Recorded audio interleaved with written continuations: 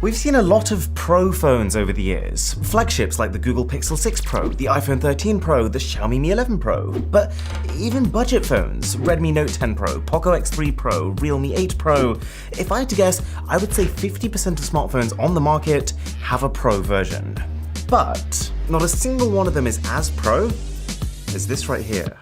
This is the Sony Xperia Pro Eye. Eye being for imaging because they want this to be the best camera ever on a smartphone. It has printed no plastic in packaging, which is usually just a politically correct way of saying no charger, but if we open the box, well, that was tighter than expected. We do have one here. It's a 30-watt, reasonably powerful adapter, and there's a USB-C cable, followed by the phone. Okay, I'll steal the question from your head. It's only been a few years since normal smartphones hit the $1,000 mark. What on earth could this thing possibly do that would justify $1,800? Well, as it turns out, I'm kind of surprised by how much. And just to give you an idea, every single shot in this video that's not from this main camera will be taken on this phone. Specifically, there are 5 things that this Pro Eye does that put it in a different category, even arguably above the ultra phones of this world. Number 5 is actually the design. And I'll admit, I started off with rather mixed opinions about the rather obtuse looking camera system, the slight rattle when you tap the bottom, and the sheer lack of colour on this thing. But the more I've used it, the more impressed I've become at how it's also distinctly function over form. You've got a matte finish on the back, low maintenance, and these ridged rails going all the way around the sides. I wouldn't say they're particularly pretty, but they do make the phone tremendously grippable, and probably as an unintentional consequence, they also allow it to stand up on 3 of its 4 sides. This might look like a similar shape to the latest iPhones, which, I straight up said had a poor in-hand feel, but in reality the combination of this being a much narrower phone, with the slight tapering in of the flat sides, makes it feel actually quite burdenless for a phone that's apparently packing in market-leading hardware. But then it goes much further. It's got a dedicated shutter button that you can press to access the camera, and then within it, half press to focus and full press to snap, just like on an actual Sony Alpha camera. A side-mounted fingerprint scanner, which is, to be honest, pretty average in terms of speed, but the positioning has meant that I literally haven't thought about needing to unlock this phone. It's very convenient. A completely separate programmable shortcut key to open whatever app your heart desires, a micro SD card slot that, get this, you can take out with just your fingers for SD card swapping on the go, and this is definitely one of the first phones I've used with a built-in hole to attach a lanyard. Oh yeah, and to top the whole thing off, it also has not just an IP68 rating, but also an IP65 rating, which means certified water and dust resistance, yes, but also resistance against low-pressure jets of water. You see what I'm saying, right? Crazy expensive phone, yes, but also for an actual pro, this is shockingly well-tailored to their needs. So, number 4 then, on what makes the Pro is how it handles media consumption. See, here's the thing with Sony. This company is doing really well in the audio market. They're doing really well in the TV market. They're doing really well in the camera market. Fun fact, every camera that I normally use is a Sony. But their phones, which for the most part have been built by a separate division called Sony Mobile, they just haven't stuck. They've lacked differentiating features, they've had confusing names, they were never bad, but it's just that for most of their history, they've been missing an identity. Some curved inwards, others curved outwards, some weren't curved at all. It didn't feel like there was a broader strategy. However, they've now changed tact.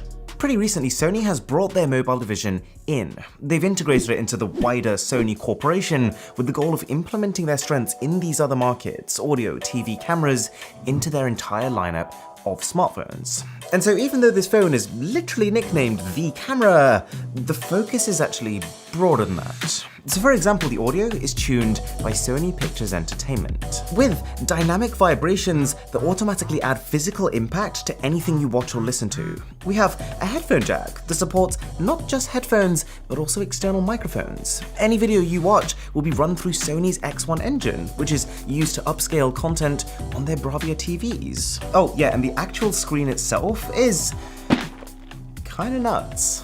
A 4K HDR OLED 120Hz display. Just to make that very clear, 4K. which means that while phones like the latest iPhone have about 450 pixels per inch, this has 643. It's pin sharp to a bulletproof extent. It doesn't matter how close you're holding this thing, you won't see pixels. Plus, it's implemented in a way that's not irritating. At the risk of sounding like a Luddite, I'm still of the opinion that 4K is in most cases too many pixels for a 6.5-inch screen. But thankfully it looks like Sony isn't blind to that. So you have both a normal viewing experience and creator mode, which whacks up that resolution and uses professional colors. And it can be made so that this only turns on in the apps for which you can actually tell. The only thing which is still a little controversial is this super tall cinematic aspect ratio. It's made like this so movies, which are traditionally shot really wide, will fill the screen. But while it does leave more room to be blown away, it also leaves more room to be irritated. When you find a movie that fills it, and you've got all these technologies working in the background to fuel this authentic immersive experience, there's nothing else like it. And to be fair, in almost all of the scrolling apps that we use, it's not wasting space. But equally, because these are such extreme proportions, for the more amateur content, which is not made with that in mind, there is no happy middle ground. Also, all these Sony inter-brand tie-ins, they don't necessarily make it the best. Like, even though we have dual front-facing speakers with Dolby Atmos and Sony tuning, the iPhone speakers just sound fuller. But for the most part, yeah, I mean, this is a strong, unique media experience. Quite nicely uplifted by the support of up to a terabyte of external storage, on top of the 512 gigs you already have baked in by default. And if you are enjoying this video, then a sub to the channel would be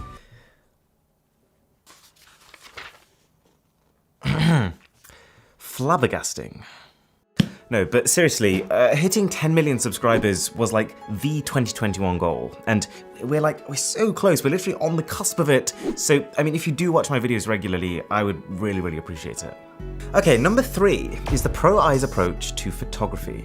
On first glance, the camera's specs don't look too enchanting. Sony's gone down the Apple route of sticking with a set of 3 12-megapixel cameras.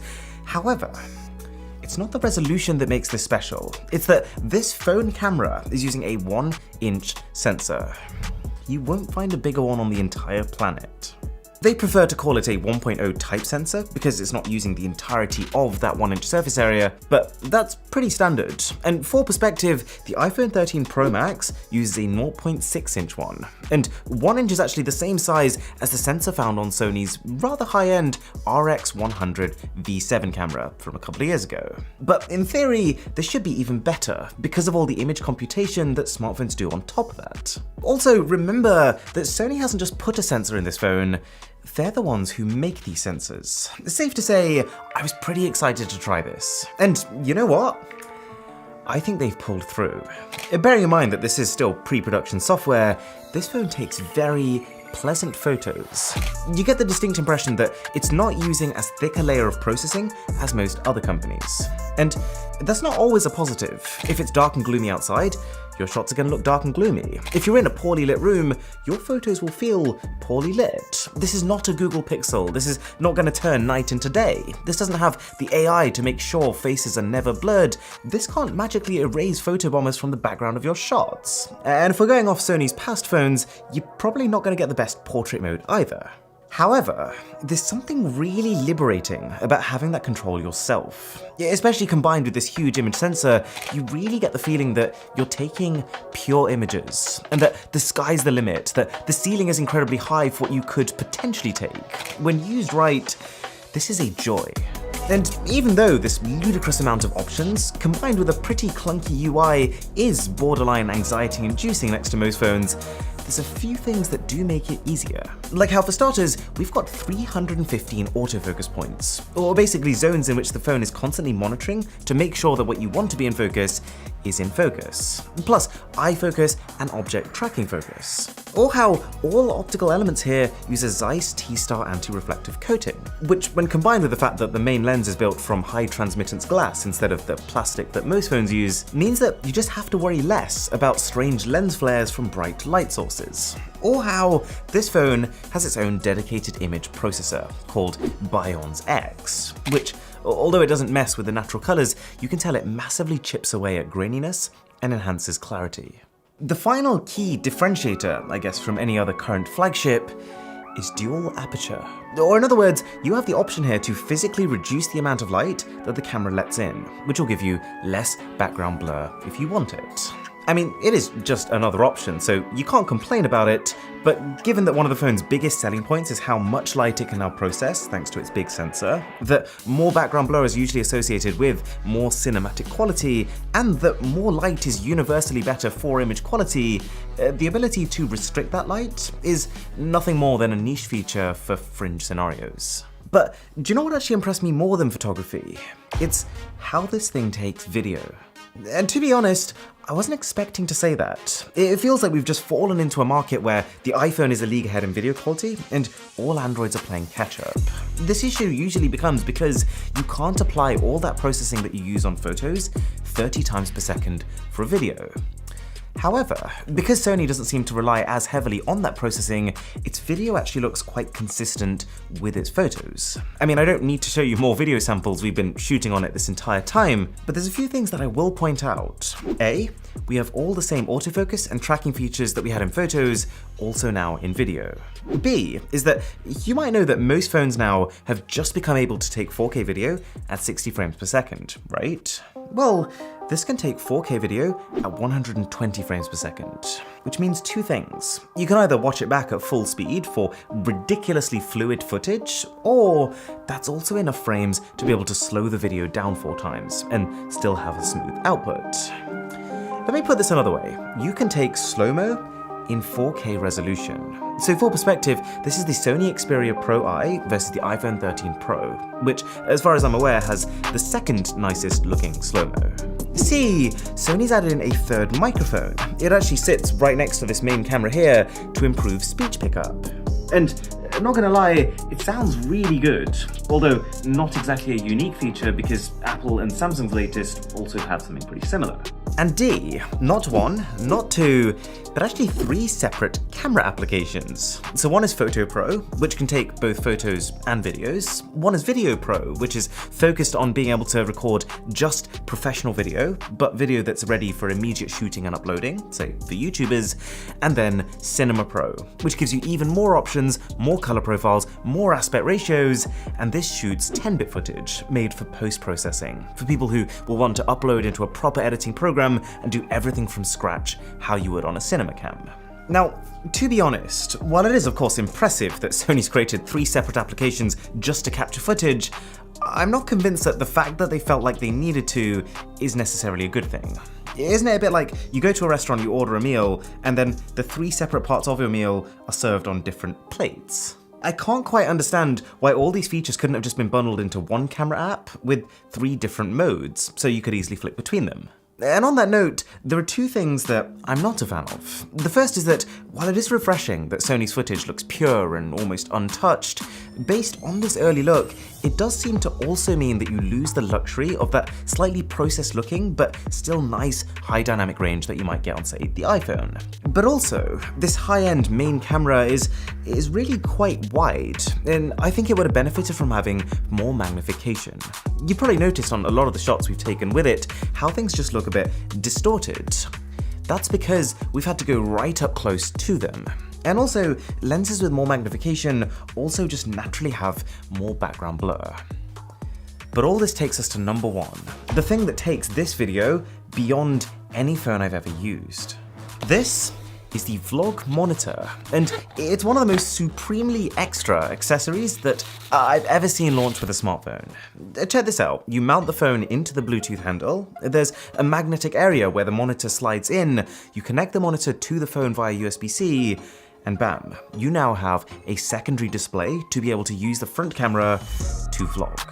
Now, to get the obvious out of the way, this is like a $200 accessory, which when added to the price of the phone makes it literally a $2,000 package, so it's not fair to compare its results to phones that are half the price, but the results are phenomenal. Like, this is footage where both the video and the audio is being captured on the phone.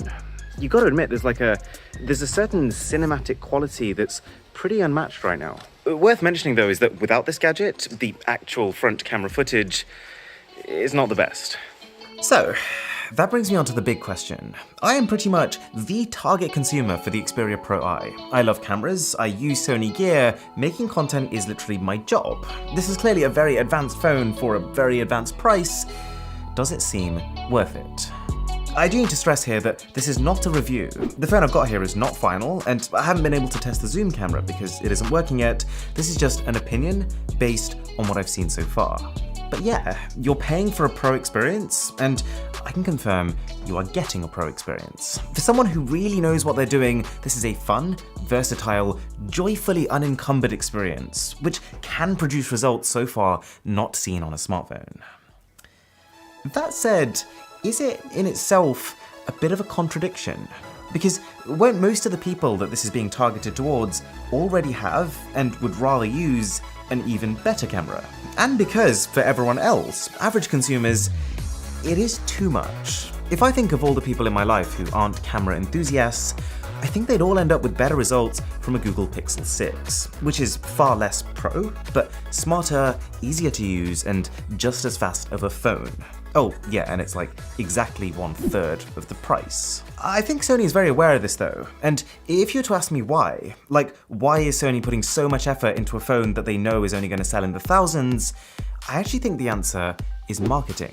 I think there's a certain kudos to owning technically the best phone money can buy, even if it's not a good value phone in of itself. Sony doesn't have a strong foothold in the smartphone market right now, and so I reckon their entire objective with this is to just sit as a showpiece. To leverage the power of their other pro brands, like Bravia TVs, like Alpha cameras, which enthusiasts already approve of, to make a pinnacle smartphone that's good enough to drive conversation. Conversation from pros, with the hope that pros are going to be the ones with influence, so the word of mouth that they generate could potentially trickle down into just positive associations for Sony phones in general. And I just want to cap this off by saying, this Xperia Pro I, while I wouldn't recommend buying it to most people I know, it does make me excited about Sony's future. They seem like pretty much the only brand who's actually trying to make a phone for enthusiasts, who also have the resources to be able to follow through and deliver on that. And if Sony can stay ahead on the hardware curve like this, while finding a way to distill the essence of Sony Corporation and all its various technologies into a more streamlined and visually simple interface, I think they have all the ingredients of a hit phone. Okay, here's something to think about for a second. Your location, your operating system, every hardware detail of the device you're on right now, as well as all your past browsing history. These are things that you'd want to keep to yourself, right? Well, this is how much information a website immediately knows about you the second you click on it. And to be honest, if it's a website you trust, then it's fine. But there's probably a fair few that you visit that you wouldn't want to know this. And that's where Surfshark VPN comes in. As far as I've seen, it's the most affordable way to keep yourself anonymous. It's just over $2 a month for as many people and devices as you want, but there's another perk. Because you can effectively pick the location that you want your device to come from, I can, for example, pick the US and watch US TV shows. You can effectively have the exclusives for every single region without leaving your home. Like if I want to watch Batman The Dark Knight, I just switch to Canada, and I can do that. So check the link in the description and use the code BOSS. That'll give you 83% off and an extra 3 months for free. To find out why the Galaxy S22 Ultra is looking super exciting, click here. Or to understand the precarious situation that Huawei's found themselves in, click here. And my name is Aaron, this is Mr. Who's the Boss, and I'll catch you in the next one.